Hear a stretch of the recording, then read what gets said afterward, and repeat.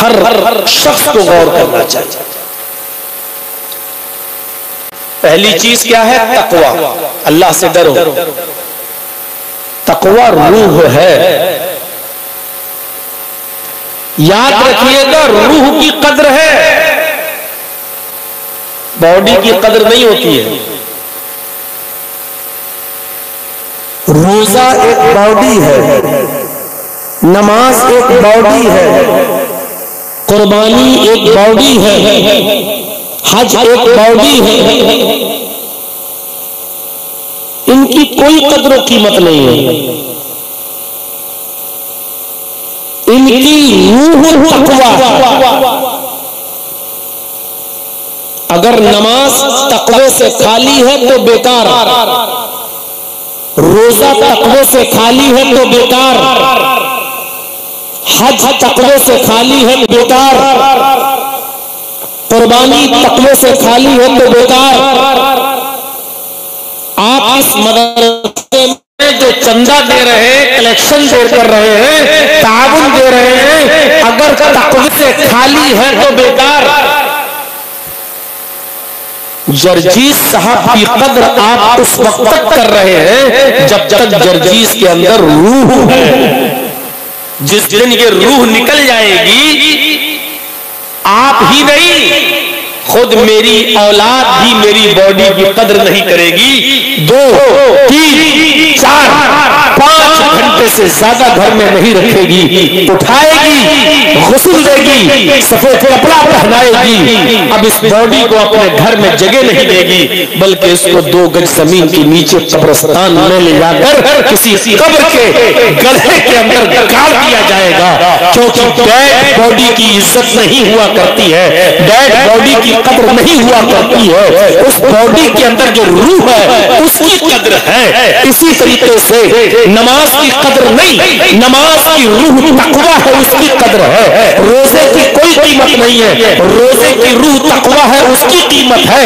हज की कोई कद्र कीमत नहीं है, हज की रूह तकवा है, उसकी कद्र कीमत है। कुर्बानी की कोई कद्र कीमत नहीं है, उसकी जो रूह है तकवा, उसकी कद्र कीमत है।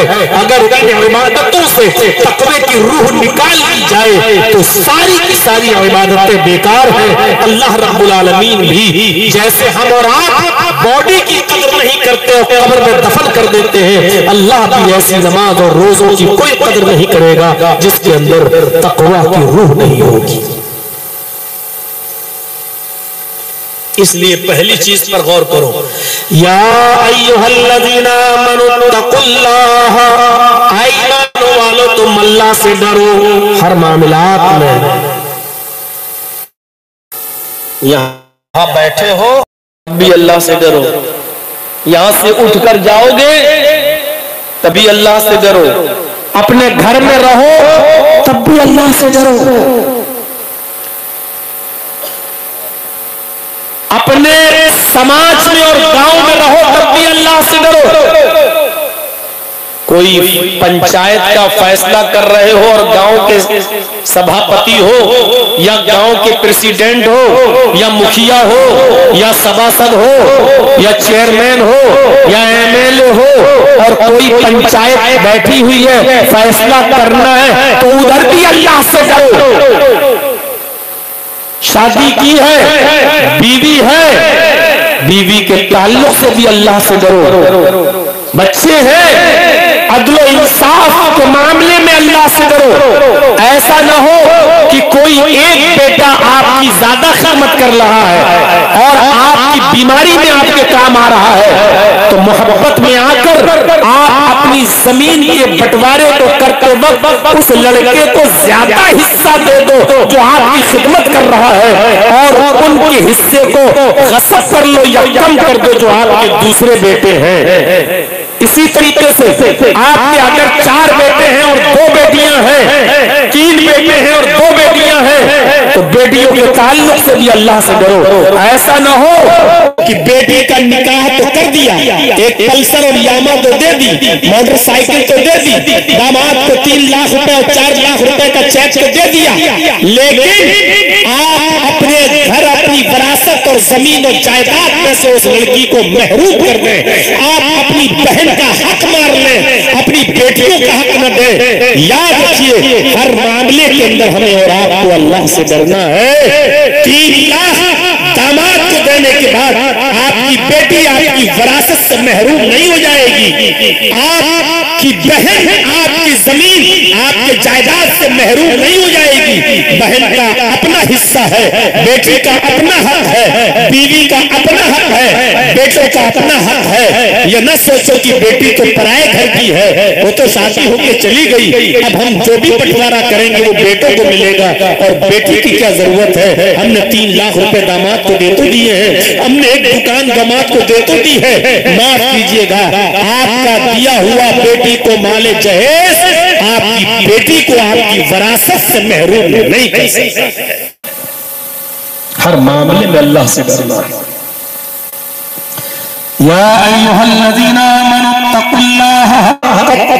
यहाँ देखिए डरना किस तरह है।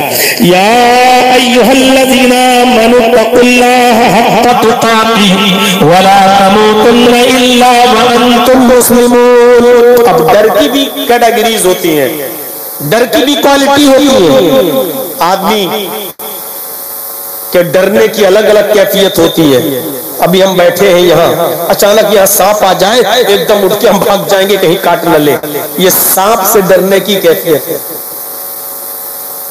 सांप अभी आ जाए, जहरीला सांप हो, एकदम हटेंगे। अगर हल्की सी भी फनकार मार दिया तो उसके जहर से हम मर जाएंगे। सांप को देखकर भाग रहे हैं, ये सांप से डरने का हक है।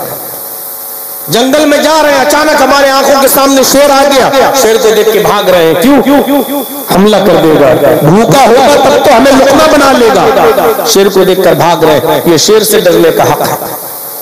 लेकिन यहां अचानक आग लग जाए इधर, तो उस आग को देखकर हम भागेंगे नहीं और उसको बुझाने की कोशिश करेंगे, भागेंगे नहीं। लेकिन आग में जंप भी नहीं लगाएंगे, कूदेंगे भी नहीं। क्यों? क्योंकि मालूम है कि आग में अगर कूदे, छलांग लगाई तो हम जल जाएंगे। आग से भी आप डर रहे हैं, लेकिन आग को देखकर भाग नहीं रहे हैं। आग से डरने का मतलब क्या है? उसमें छलांग न लगाई जाए। जहर खाने से भी हम और आप डरते हैं, लेकिन जहर को देखकर कोई भागता है नहीं। क्यों? लेकिन डरते हैं। और जहर से डरने का मतलब क्या है? उसको खाया ना जाए, उसको पिया ना जाए। जहर से डरने का मतलब यह है कि उसको यूज न किया जाए। आग से डरने का मतलब यह है कि उसमें छलांग न लगाया जाए। शेर से और सांप से डरने का मतलब यह है कि उसको देखकर भागा जाए, उससे राह फरार अख्तियार किया जाए। देखिए आप जहर से भी डरते हैं, सांप से भी डरते हैं, बिच्छू से भी डरते हैं, आग से भी डरते हैं, लेकिन डरने की क्वालिटियों कैटेगरीज अलग अलग है। किसी से डरते हैं तो उसको देखकर भाग रहे हैं, और किसी से डर रहे हैं तो उसको यूज नहीं कर रहे हैं, खा नहीं रहे, पी नहीं रहे। तो अल्लाह से डरने का मतलब क्या है? फरमाया या अय्युहल्लज़ीना आमनू तक़ुल्लाह हक़्क़ तुक़ातिह, ईमानो वालों तुम अल्लाह से डरो जैसा कि उससे डरने का हक है। हक़्क़ तुक़ातिह कह दिया, अल्लाह को देखकर भागो नहीं, इसलिए कि अल्लाह दिखाई तो देगा नहीं। अल्लाह को दुनिया की कोई आंख देख भी नहीं सकती। ला तुदरिकुहुल अब्सार, कोई आंख उसको नहीं देख सकती है, और वो हर आंख को देख रहा है। अल्लाह सबको देख रहा है, और दुनिया की कोई आंख में इतनी ताकत है ही नहीं कि वो अल्लाह को देख सके। तो अल्लाह से डरने का मतलब क्या है? अल्लाह ने जिन कामों के करने पर जन्नत बताई है उन कामों को किया जाए, और जिन कामों के करने पर जहन्नम बताई है उन कामों से बचा जाए और डरा जाए। ये अल्लाह से डरने का मतलब है। अल्लाह ने कहा कि हमसे डरो, यानी हमने जिन कामों से रोका है मेरे बंदों तुम उन कामों को छोड़ दो, तुम उन कामों से रुक जाओ, वरना इन कामों के करने पर तुम जहन्नम में चलोगे। यह है अल्लाह से डरने का मतलब। अवामिर को बचा लाया जाए और नवाही से इज्तिनाब किया जाए। जिन कामों के करने का हुक्म दिया उसको किया जाए, और जिन कामों से रोका है उससे हम और आप अपने आप को तबारक व तआला से डरने का मतलब, वरना डरने का मतलब ये नहीं कि अल्लाह देख भाग भाग, नहीं। अल्लाह को से डरने का एक मतलब ये है कि गुनाह करते वक्त अल्लाह का तसव्वुर हमारे दिमाग में होना चाहिए। मसलन कोई नौजवान शराब की बोतल लिए पीने जा रहा है, बाप नहीं देख रही, माँ नहीं देख रही, भाई नहीं देख रहे, दोस्त अहबाब नहीं देख रहे हैं, हमने अभी अभी एक बोतल खरीदी है, चलो पी लेते हैं। जैसे ही उसने बोतल का ढक्कन खोला, अपने मुंह तक ले गया, अचानक ख्याल आता है नहीं मेरा बाप नहीं देख रहा तो क्या हुआ, मेरी माँ नहीं देख रही तो क्या हुआ, मेरी बीवी नहीं देख रही तो क्या हुआ, मेरे बच्चे नहीं देख रहे तो क्या हुआ, दोस्तों अहबाब नहीं देख रहे तो क्या हुआ, अल्लाह रब्बुल आलमीन की ज़ात तो देख रही है। जैसी तसव्वुर हमारे दिमाग में आया, हमने फौरन शराब का पीना छोड़ दिया, बोतल दीवार में दे मारी, नाली में फेंक दी। ये है अल्लाह से डरने का मतलब। यह अकीदा होना चाहिए कि अल्लाह हमें देख रहा है, हम तो नहीं देख सकते, अल्लाह हमें देख रहा है। क्या हुआ, खो गया भाई? देखो ये शरीफ का बेटा है, बेटी है, देख लीजिए भाई, जिसका हो ले जाए, नहीं तो हम ले जाएंगे यूपी। लाओ स्टेज पे लाओ, इसको कहो रोए नहीं। आपका है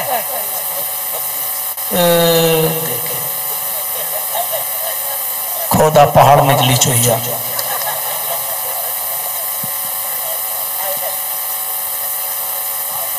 चलिए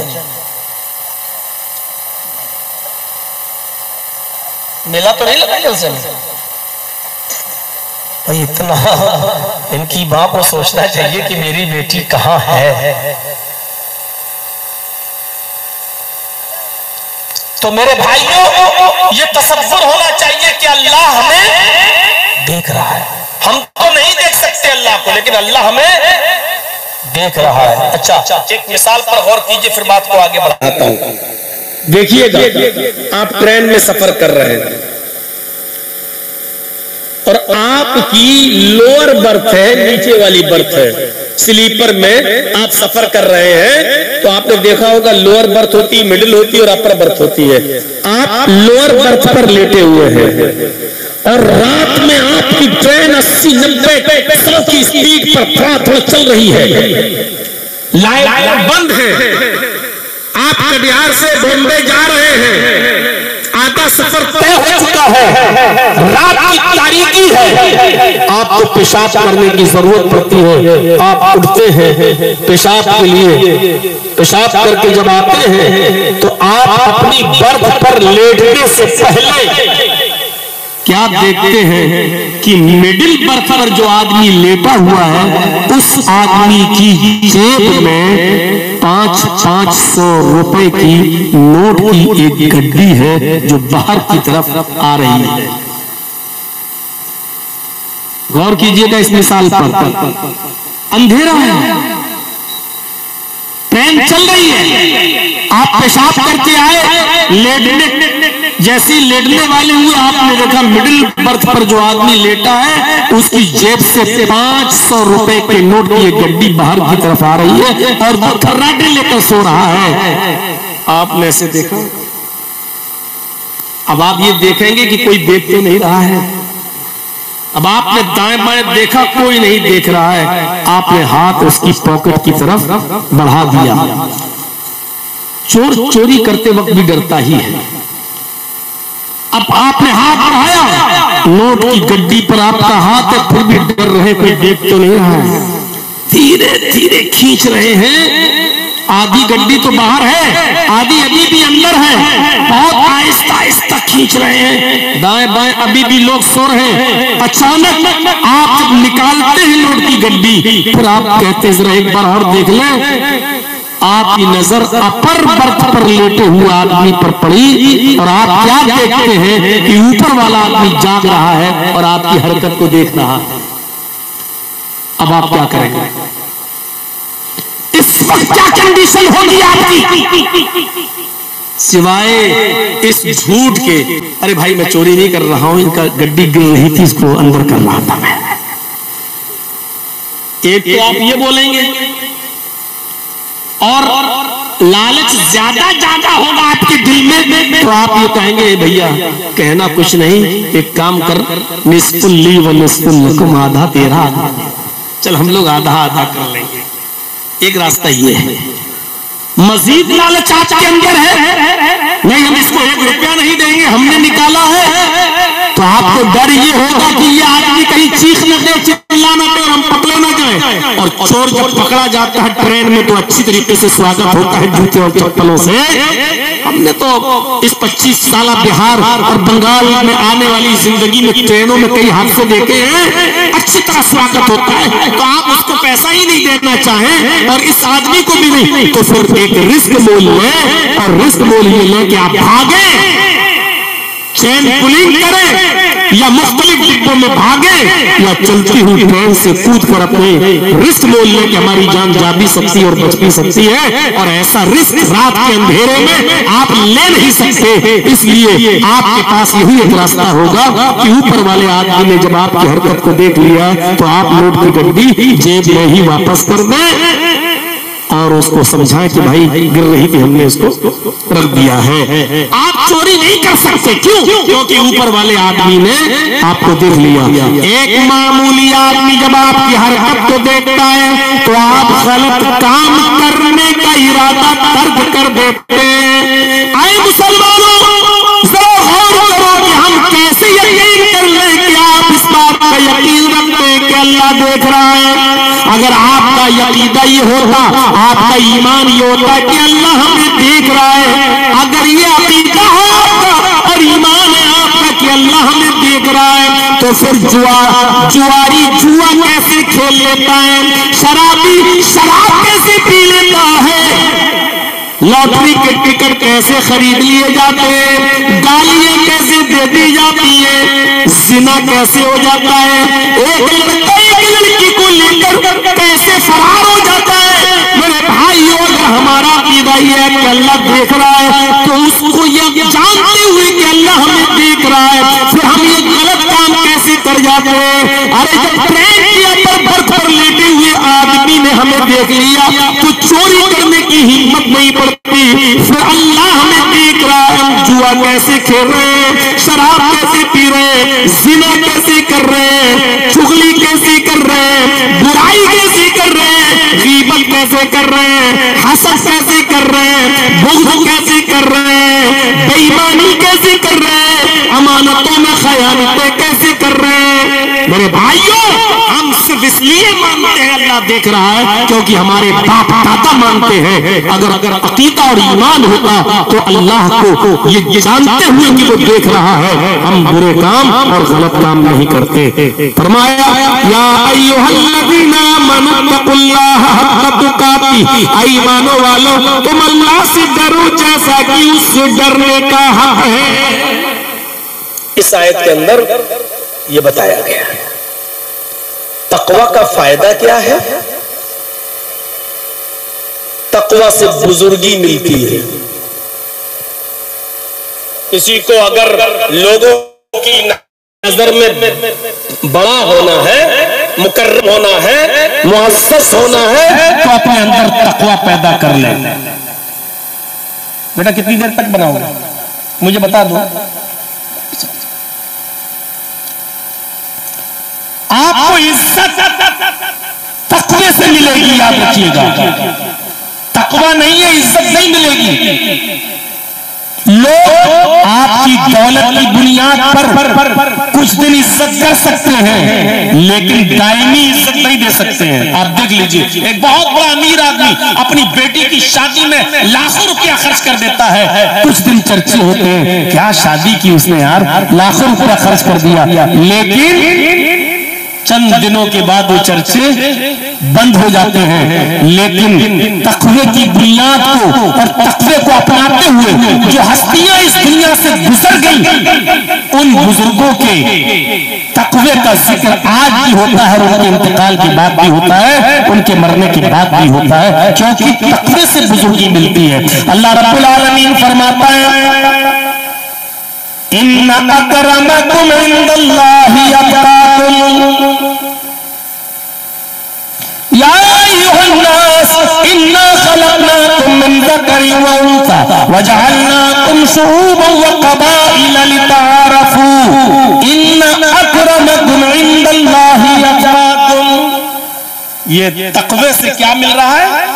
आए लोगों, हमने तुमको एक ही मर्द और एक ही औरत से पैदा किया, यानी तुम्हारा बाप एक, तुम्हारी माँ एक, वजअलनाकुम शुऊबन व क़बाइल, और हमने तुम्हारे शोबे और कबीले भी बना दिए। हमने तुम्हारे शोबे और कबीले, साथ और बरादरी और ब्रांचें भी बना दी, इसलिए नहीं कि तुम एक दूसरे से बढ़कर हो। कोई खान अगर यहाँ बैठा हो तो वो ये नहीं कह सकता कि मैं सबसे ऊंचा, कोई कुरैशी अगर यहाँ हो तो वो ये नहीं कह सकता कि मैं सबसे ऊंचा। अंसारी बिरादरी से ताल्लुक रखता है, लेकिन ये नहीं कह सकता कि मेरी कौम सबसे ऊंची, मैं सबसे बुलंद।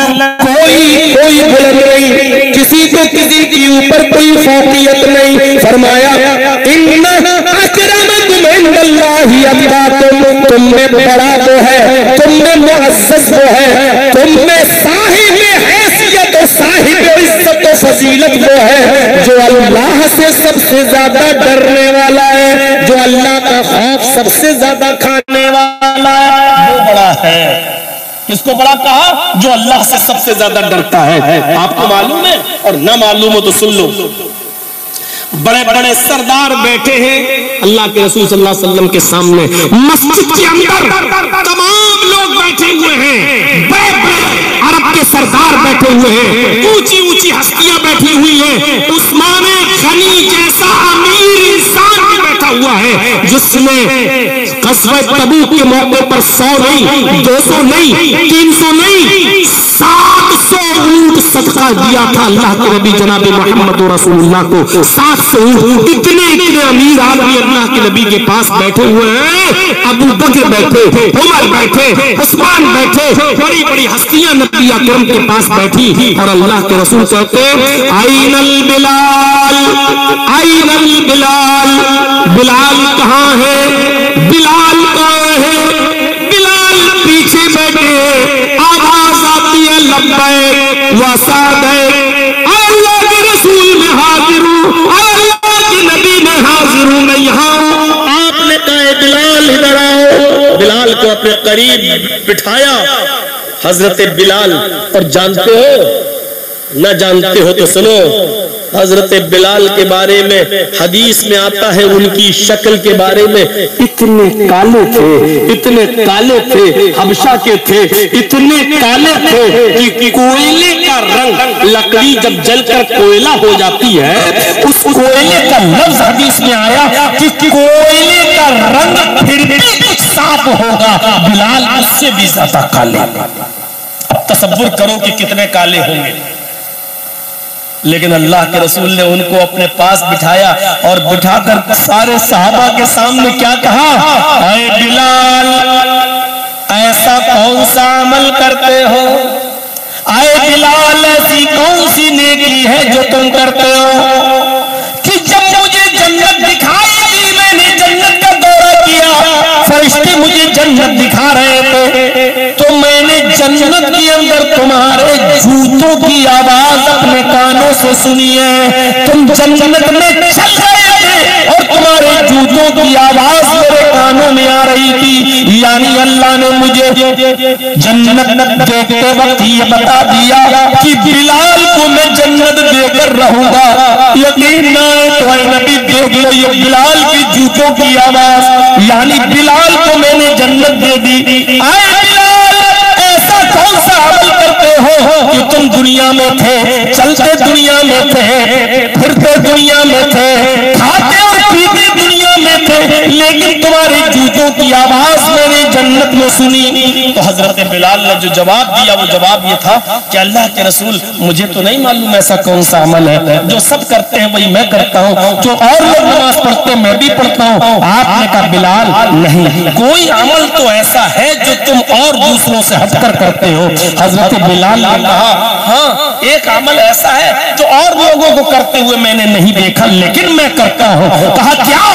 कहा अल्लाह के रसूल, मैं बिला वुजू के कभी नहीं रहता हूँ, मैं बेवुजू कभी नहीं रहता हूँ। जैसे ही मेरा वुजू टूटता है मैं फौरन वुजू बना लेता हूँ, जैसे ही मेरा वुजू खत्म होता है मैं दोबारा वुजू बना लेता हूँ, और जब भी वुजू बनाता हूँ उसके बाद कुछ नफिल जरूर पढ़ता हूँ। अल्लाह जितनी तौफीक दे, कभी 2, कभी 4, कभी 6, कभी 8, जितनी अल्लाह तौफीक देता है। मैंने वुजू बनाया तो नफिल जरूर पढ़ी है, 2, 4, 6, जितनी अल्लाह तौफीक देता है उतनी मैं पढ़ लेता हूँ। फरमाया बस यही वो नेक अमल है जिसकी वजह से अल्लाह ने तुम्हें जन्नत दी है और मैंने जन्नत में तुम्हारे जूतों की आवाज सुनी है। ये किसकी तारीफ कर रहे हैं? अल्लाह के रसूल बिलाल की। और बिलाल के बारे में मैंने पहले ही बता दिया, शक्ल कैसी? कोयले से ज्यादा काली। जैसी अल्लाह के नबी ने बिलाल के बारे में ये तारीफ की तो वहां जितने भी अमीर और दौलतमंद बड़े बड़े लोग बैठे हुए थे, एक एक करके बिलाल के पास आने लगा। एक शख्स ने कहा अरे बिलाल, तुम्हारी शादी नहीं हुई है? हजरत बिलाल ने कहा मेरा निकाह नहीं हुआ है, मैं करना चाहता हूँ, लेकिन जिस घर में पैगाम देता हूँ लड़की मेरी शक्ल देखने के बाद रिश्ते को रिजेक्ट कर देती है। हजरत बिलाल से वो अमीर साहबी कहता है आए बिलाल मेरे घर में चलो, एक नजर मेरी बेटी को देख लो। शादी से पहले एक नजर लड़की लड़के को, लड़का लड़की को देख सकता है, चेहरा और हाथ की हथेली इतनी इजाजत है, एक नजर बस। इतनी इजाजत नहीं है कि जलसों में आओ तो फोन करके आओ कि हम फला खेत में फला दरख्त के पास और फला दुकान पे हम मिलेंगे जलेबी की दुकान पर। इतनी इजाजत नहीं है शरीयत के अंदर, माफ कीजिएगा। रात रात भर व्हाट्सएप पे गुफ्तगू करो, इतनी इजाजत नहीं है शरीयत के अंदर, माफ कीजिएगा। जलसे होते दीन के काम के लिए ताकि मुआशरे में कुछ सुधार हो, लेकिन 25 साल मेरी जिंदगी जो बिहार झारखंड में है हमें गिनती याद नहीं है। समझ लो कितने कांड हमने देखे होंगे कि जर्जीस को गिनती याद नहीं है। कितने लड़के और लड़कियां जलसों में भी पकड़े गए थे और फिर पकड़ के लाए गए, दोनों को अलग अलग बैठाया गया। जलसा खत्म होने के बाद सुबह 10 बजे पंचायत हुई, लड़की के माँ बाप को भी बुलाया गया, लड़के के माँ बाप को भी बुलाया गया। मैं आपको बता नहीं सकता इस 25 साल जिंदगी में हमने कितने हादसे देखे हैं और कितने ऐसे लड़के और लड़कियों को पकड़े हुए देखा है, जलसों में पकड़े गए हैं, जलसों के अंदर। अब आप अंदाजा लगाइए जब हमारे दीनी जलसों का हाल ये हो तो फिर कॉलेजेस और यूनिवर्सिटीज का हाल क्या होगा? जहां लड़के और लड़कियां दोनों मिलकर एक साथ बैठ के पढ़ते होंगे वहां का हाल क्या होगा? और कॉलेज की कैंटीन में चाय पीते होंगे एक साथ बैठकर तो वहां का हाल क्या होगा? मेरे भाइयों सिर्फ सोचो, हम उसको बता नहीं सकते और ना बताना चाहते हैं। ऐसे ही नहीं, सिर्फ महाराष्ट्र के अंदर, सिर्फ महाराष्ट्र के अंदर ऐसे ही नहीं 3 लाख मुसलमान लड़कियों ने कोर्ट में एप्लीकेशन दी है कि हम फला गैर मुस्लिम लड़के के साथ शादी करना चाहते हैं, अगर मेरा बाप या भाई इंटरफियर करे तो उसको कोई अधिकार, अथॉरिटी, पावर नहीं होगा। मैं 18 साल की होते ही मैं उस गैर मुस्लिम लड़के से शादी करूंगी, मैं अपनी मर्जी की मालिक हूँ, मेरे बाप को और मेरे भाई को इंटरफियर करने का कोई हक नहीं होगा। ये 3 लाख सिर्फ महाराष्ट्र के अंदर इन लड़कियों ने एप्लीकेशन दी है। मेरे भाइयों ऐसे ही नहीं दे दी है, कुछ तो वजह होगी। कहीं तो हमारी ढील होगी, कहीं तो माँ बाप की ढील होगी, कहीं तो माँ और बाप दोनों की तरबियत में कमी रही होगी। तब तो ये लड़कियों के हौसले इतने बुलंद हुए हैं। मदरसा में कॉलेज पर चल रहे हैं, माँ की गोद ये बच्चे का पहला मदरसा है। याद रखिएगा, जो बच्चा माँ की गोद से तरबियत हासिल नहीं कर सका, वो यूनिवर्सिटी में पढ़ने के बाद भी नाली के पास खड़ा होगा, पैंट की चेन खोलेगा और कुत्ते और गधे की तरह पेशाब करता हुआ नजर आएगा। ये यूनिवर्सिटी से पढ़ा हुआ, बी और एमए किया हुआ, बीकॉम और सीए किया हुआ आदमी होगा। यूनिवर्सिटियों से तहजीब नहीं मिलती, कॉलेज से तरबियत नहीं मिली, तरबियत मिलती है माँ की गोद से। आप बड़े बड़े पढ़े लिखों को देख लीजिएगा और देख लीजिएगा क्या देखे होंगे आप, रोजाना देखते होंगे। मुअत्ता इमाम मालिक की रिवायत है, एक सहाबिया के घर में एक बच्चा पैदा होता है। जब वो बच्चा पेशाब करता था, वो सहाबिया उसकी शर्मगाह पर पानी डाल दिया करती थी। पानी लिया और उसकी शर्मगाह पे डाल दिया। जिस दिन वो बच्चा अपने पैरों पे चलने के लायक हुआ, जिस दिन पहला दिन अपने पैरों पर चलने के लायक हुआ, उस बच्चे को पेशाब लगा। वो बच्चा पानी का छोटा सा प्याला उठाता है और नाली के किनारे जाता है। उस बच्चे को क्या मालूम शर्मगाह क्या होती है, उस बच्चे को क्या मालूम कि कपड़ा उतारने का क्या नुकसान है। छोटा बच्चा है, पहला दिन है अपने पैरों पर चलते हुए, लेकिन वो जाता है और नाली के किनारे बैठ जाता है, अपना कपड़ा खोलता है और पेशाब करता है। उसको नहीं मालूम कि संजा कैसे किया जाता है, उसको नहीं मालूम शर्मगाह किस हाथ से पकड़ी जाए, उसको नहीं मालूम पानी किस हाथ से डाला जाए। उसने दोनों हाथ से प्याला उठाया और पानी ऐसे अपनी शर्मगाह पे डाल लिया, क्योंकि माँ को ऐसा करते हुए देखता था। उसने ऐसी शर्मगाह पर पानी डाला। माँ अपने बच्चे का इस मंजर को देख रही है, आंखों में आंसू आते हैं और ज़ारों की तार रोती है और फिर नजर आसमान पे डाल के कहती है, फज़तु बिरब्बिल काबा, काबे की रब की कसम में कामयाब हो गई। मैं अपने बच्चे को जो सिखाना चाहती थी वो मैं सिखा दी। मेरा बच्चा अब बड़ा होगा तो नालियों में खड़े होकर पेशाब नहीं करेगा। मैंने अपने बच्चे को जो तरबियत देना थी वो मैंने दे दी। ये माएँ थी अपने बच्चों को ऐसे तरबियत दिया करती थी। हमारी माएँ देखें, हमारे घर की औरतों पर जरा नजरें डालें, आज भी 6-7 साल के बच्चों की चैन खोलती है और कहती बेटा यहाँ खड़े होकर पेशाब कर ले। अपनी आंखों के सामने खड़े होकर पेशाब कराती है। इन माओं से क्या उम्मीदें लगाई गए, इन माओं से क्या तवक्कुआत रखी जाए कि अपने बच्चों को क्या बनाएंगी। मेरे भाइयों, जब सुल्तान डाकू को फांसी की सजा हुई, इसी भारत के अंदर जब सुल्तान डाकू को फांसी की सजा हुई और जब उसको तख्ते-ए-तार पे लटकाया जाने लगा तो उससे पूछा गया, अरे सुल्तान बता तेरी आखिरी तमन्ना क्या है। उसने कहा मेरी आखिरी तमन्ना है कि मुझे मेरी माँ से मिलवाया जाए। माँ को बुलाया गया और सुल्तान डाकू के सामने उसकी माँ को खड़ा कर दिया गया। कहा सुल्तान ये तेरी माँ आ गई है, बात करना चाहते हो? कहा नहीं। कहा फिर कहा तमन्ना और अगर पूरी हो जाए तो करो, बताओ क्या तमन्ना है। माँ को बुलाकर तुम्हारे सामने खड़ा कर दिया, अब क्या तमन्ना है। सुल्तान डाकू कहता है अब मेरी तमन्ना ये है कि मुझे फांसी देने से पहले मेरी माँ को फांसी के तख्तों पर लटकाया जाए। जल्लाद हाथ हिल गया, कहने लगा ये क्या कह रहे हो। वहाँ जो अमला था सरकारी सब चौंक गया, तुम क्या कह रहे हो। उसने कहा आए जल्लाद और आए सरकारी अमला, चौंको नहीं, मुझे फांसी के तख्ते पर पहुंचाने की जिम्मेदार मेरी माँ है। ये मेरी माँ है। जब मैं 6 साल का 7 साल का था, इसने मुझे एक सिक्का दिया और कहा बेटा दुकान से एक अंडा खरीद लाओ। मैं अंडा लेने के लिए गया, दुकानदार ने अंडा ले दिया, कहने लगा पैसा लाओ। मैंने कहा अभी तो दिया। दिया था, हालांकि मैंने दिया नहीं। लोग कहने लगे बच्चा है, झूठ थोड़ी बोलेगा, दुकानदार को भी यकीन आ गया इसने दिया होगा। लिहाजा मैं अंडा लेकर चला आया, पैसा भी बचा लाया, और जब मैंने अंडा अपनी माँ को दिया और पैसा भी अपनी माँ के हाथ में रखा, तो माँ ने पूछा बेटा ये सिक्का तो मैंने अंडे के लिए दिया था। उसने कहा माँ मैंने दुकानदार से झूठ बोल दिया होगा, पैसा तो मैंने दे दिया। सबने यकीन कर लिया, मैं ले आया।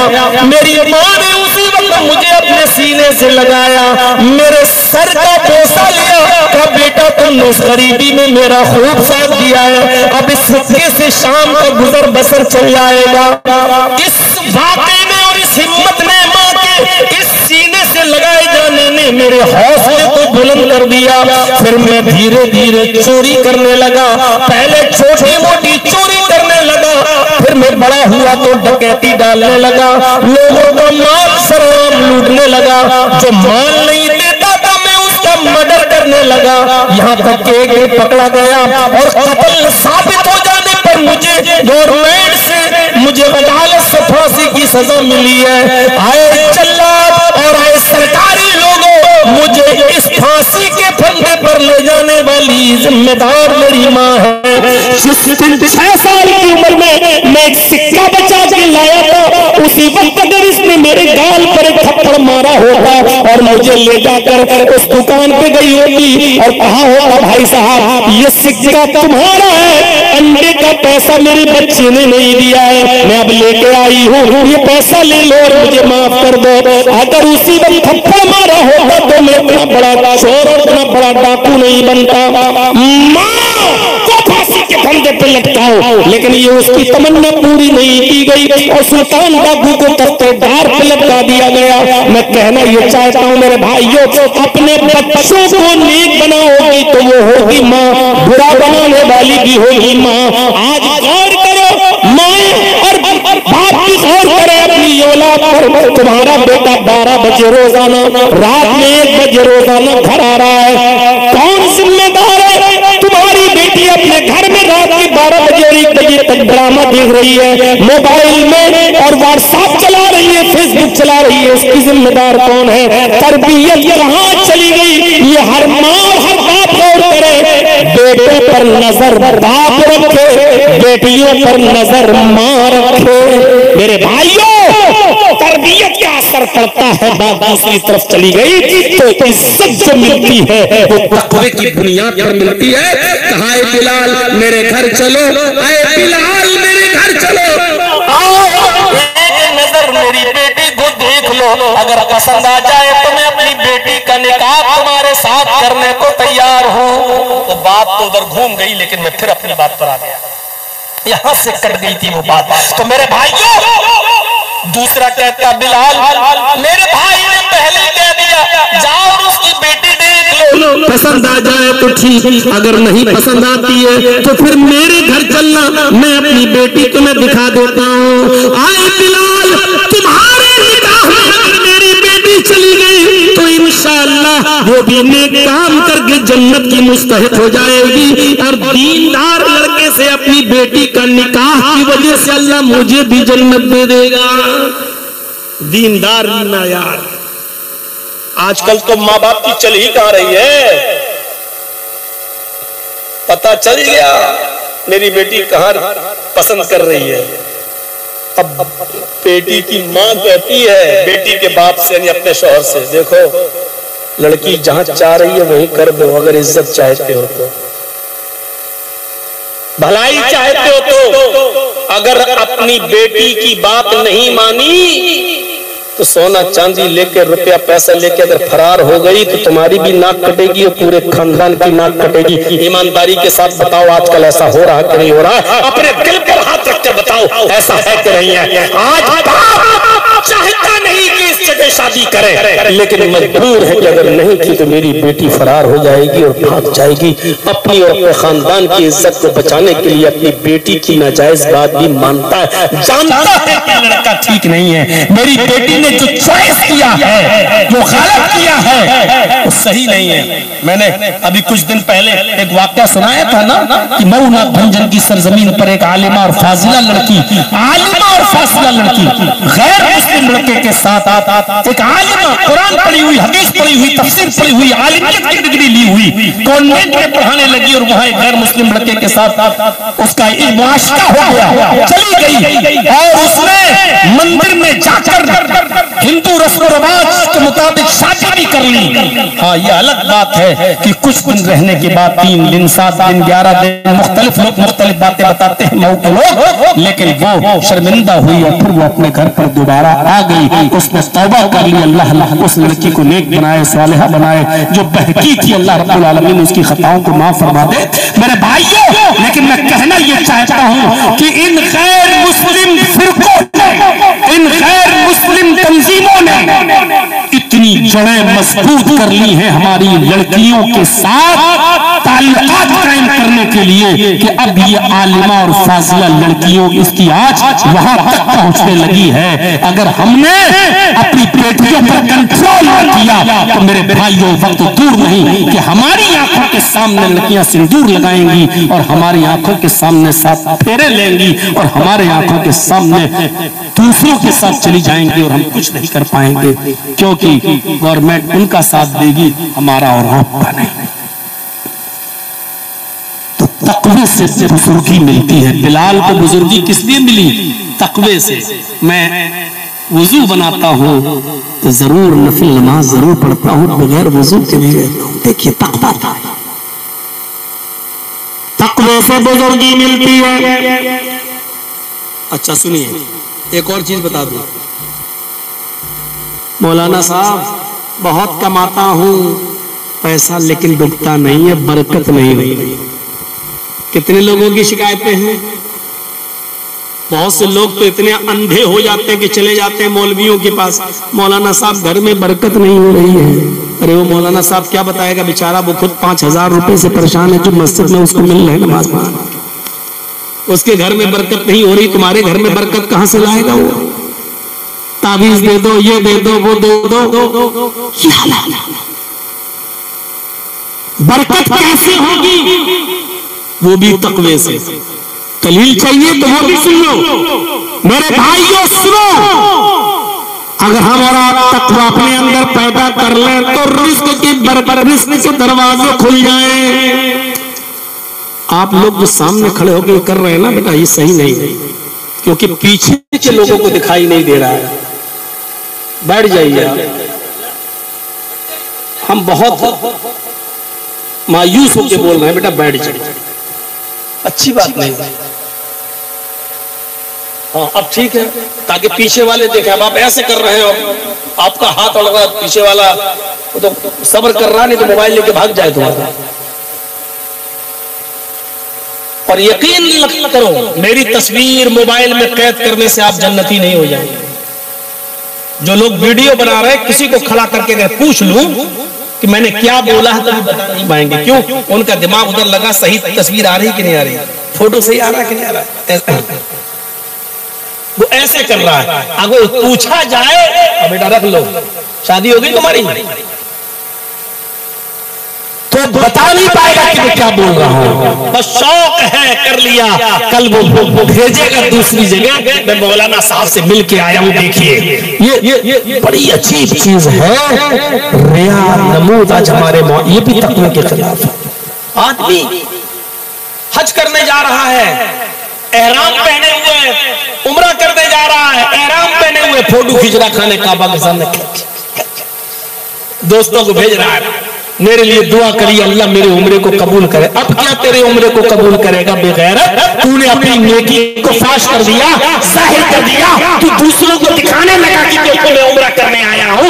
अब तू दुआ करवा रहा है कि तेरी नेकी कबूल हो जाए। कुर्बानी का बकरा लाया, फोटो व्हाट्सएप पे डाल रहा, ग्रुप में डाल रहा, लोग पूछ रहे कितने का लाए हो? 20,000 का लाया। 20,000 का दुआ करिए अल्लाह मेरी कुर्बानी को कबूल कर ले। अब अल्लाह तेरी कुर्बानी कबूल करेगा, तूने नुमाइश कर दी है, दिखा रहा है कि रोजा इफ्तार करने के लिए चंद आदमियों को बुलाया, फोटो खींच रहा। हाँ, मैंने आज 50 आदमियों को बुला के रोजा इफ्तार कराया। दुआ करिए अल्लाह हमारे हमको सवाब अता फरमाए, हमारे इस रोजा इफ्तार को कबूल फरमाए। अब अल्लाह से दुआ करवा रहा है साथियों से कि अल्लाह कबूल करे। नुमाइश दिखावा तेरे अंदर मौजूद है और तू उम्मीद कर रहा है कि तेरी नेकी कबूल होगी। हजरत उमर फारूक रात की तारीकी में जाते थे और एक बूढ़ी औरत घर में झाड़ू लगाया करते थे। वो दिन के उजाले में इसलिए नहीं जाते थे कि किसी की नजर न पड़ जाए, कोई देख न ले। रात की तारीकी में जाते थे कि किसी एक बूढ़ी औरत झाड़ू लगा दिया करते थे। वो आंखों से अंधी थी, ना पीना थी और दांत नहीं थे, लंगड़ी थी, उसके बर्तन मांज दिया करते थे और उसको कपड़े बदलवा दिया करते थे और उसके गंदे कपड़े धो दिया करते थे। एक दिन उमर फारूक चमन पर जाते हैं तो क्या देखते हैं कि घर में झाड़ू लग चुकी है। किचन में जाते हैं कि बर्तन धुल दूं, क्या देखते हैं कि बर्तन पहले ही से धुले हुए हैं। सोचते हैं कि इस बुढ़िया के कपड़े धुल दूं तो पता चलता है कि कपड़े भी धोकर कोई चला गया। पूछा आज कपड़े धुले हुए, झाड़ू लगी हुई है, बर्तन मंजे हुए, तुमने खुद ये काम कर लिया? बुढ़िया कहती नहीं तो बेटा। का फिर ये काम किसने किया? का बेटा मुझे नहीं मालूम, मैं तो समझ रही थी कि तुम ही आए हो और ये सब करके चले गए, मुझे नहीं मालूम, मैं तो अंधी हूँ। हजरत उमर ने कहा अच्छा, इसका मतलब मुझसे भी पहले कोई आ गया। दूसरे दिन फिर आए, रात में क्या देखते हैं कि झाड़ू लग चुकी है, बर्तन मांजे जा चुके हैं, कपड़े धुल गए।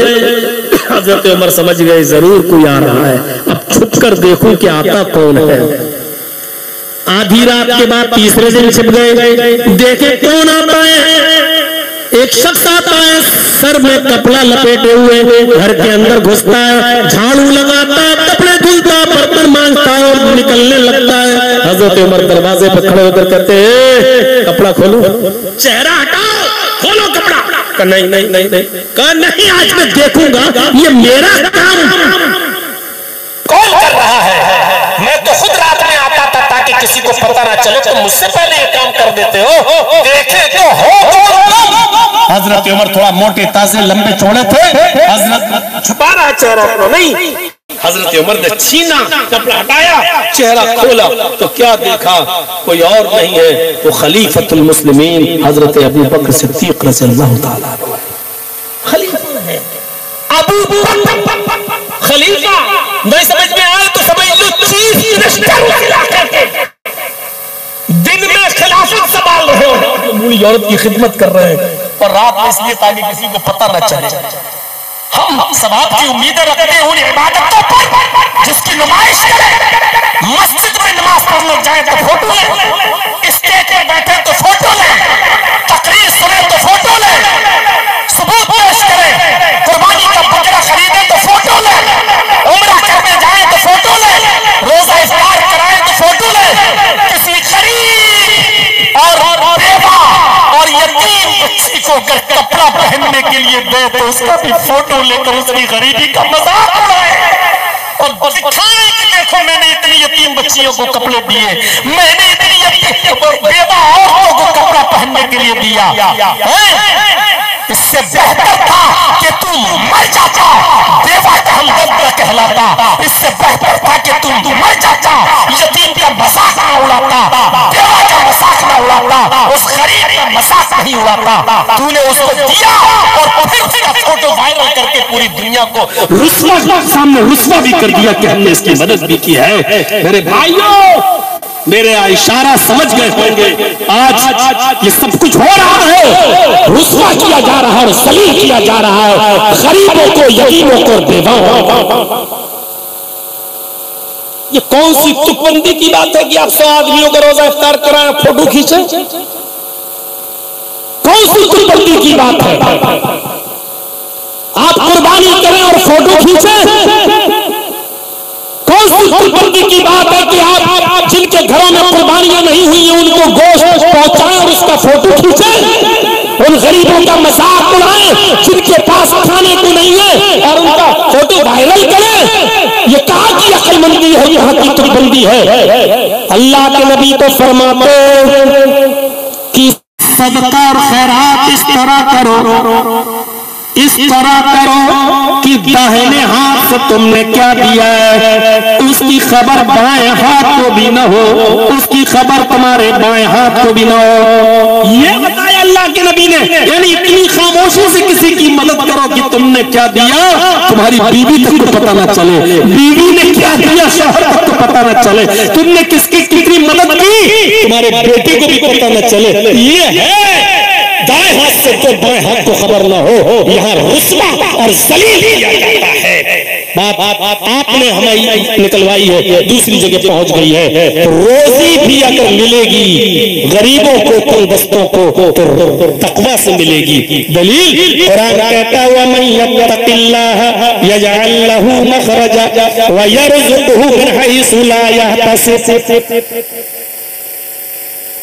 वमन यत्तकिल्लाह जो अल्लाह से डरेगा, वमन यत्तकिल्लाह जो अल्लाह से डरेगा, यजअल लहू मखरजा अल्लाह उसके लिए निकलने का रास्ता बना देगा, अल्लाह उसके लिए सबील निकाल देगा।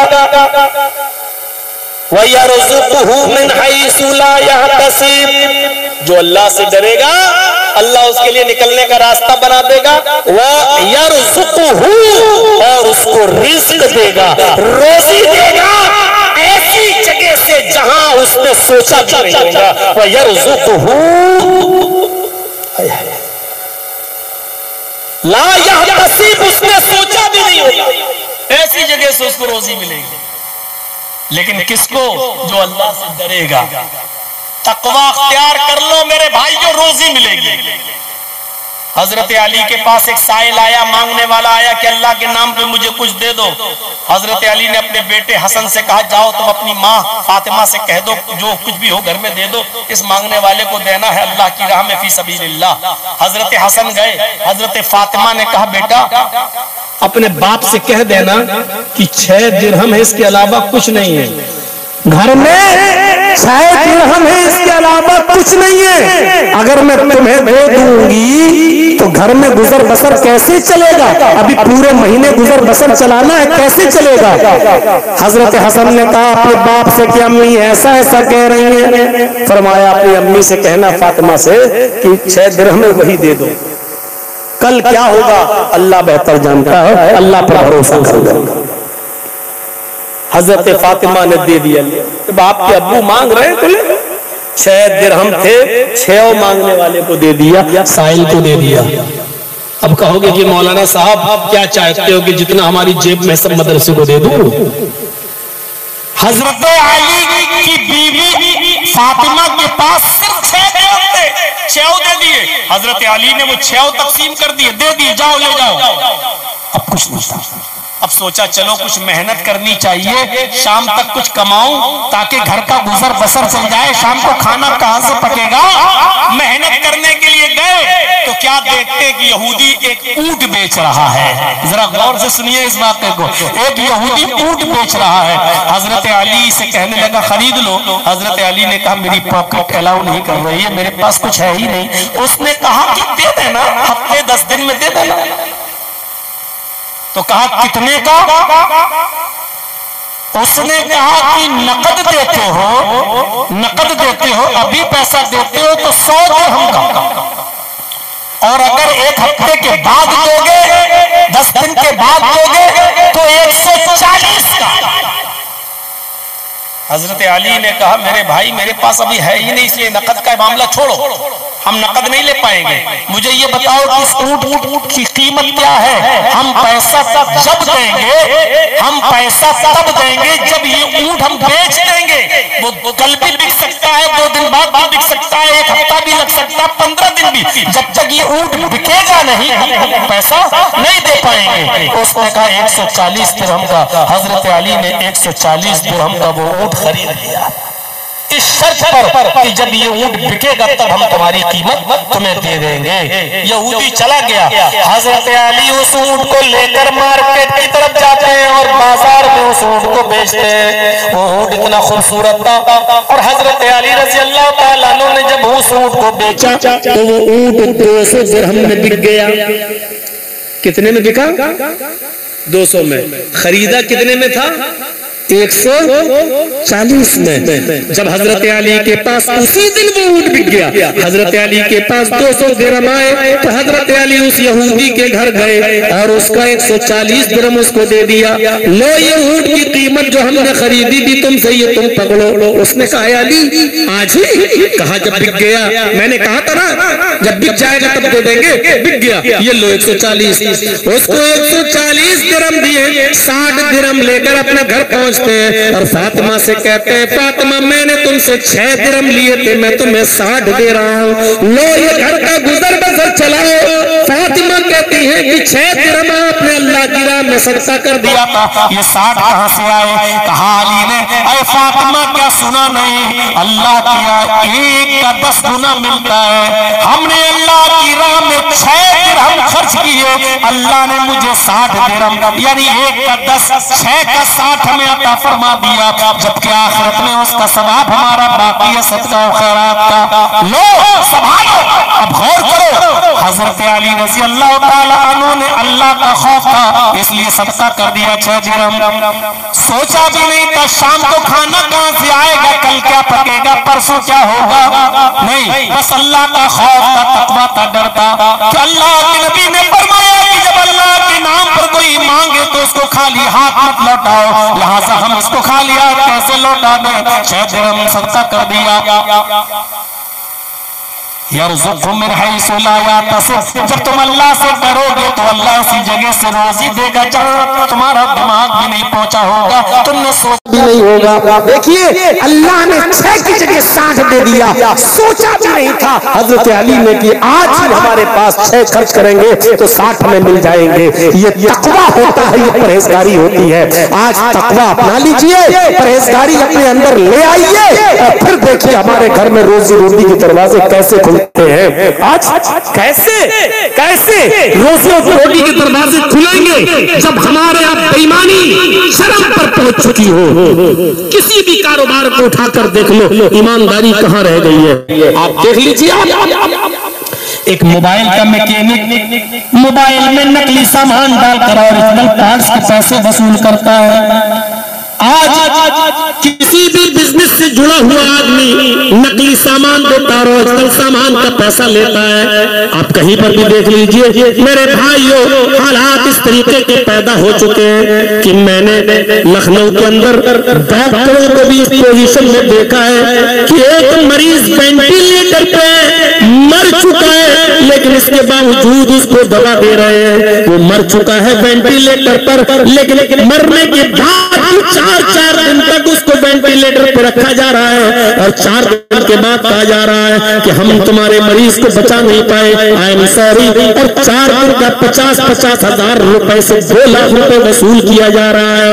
वेंटिलेटर पर वो 4 दिन पहले ही मर चुका है और डॉक्टर को मालूम है कि ये मर चुका है, लेकिन इसके बावजूद अपनी फीस बढ़ाने के लिए और पैसा बढ़ाने के लिए 4 दिन और रखा जा रहा है।